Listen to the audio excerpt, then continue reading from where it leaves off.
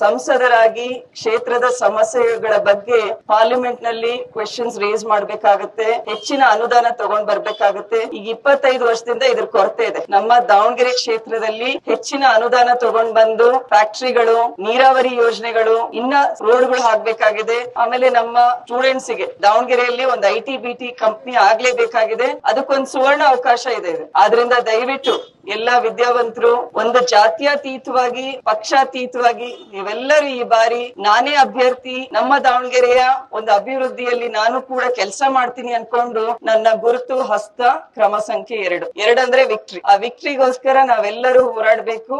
June 4 ಗೆ ಈ victory celebration ಮಾಡೋಣ.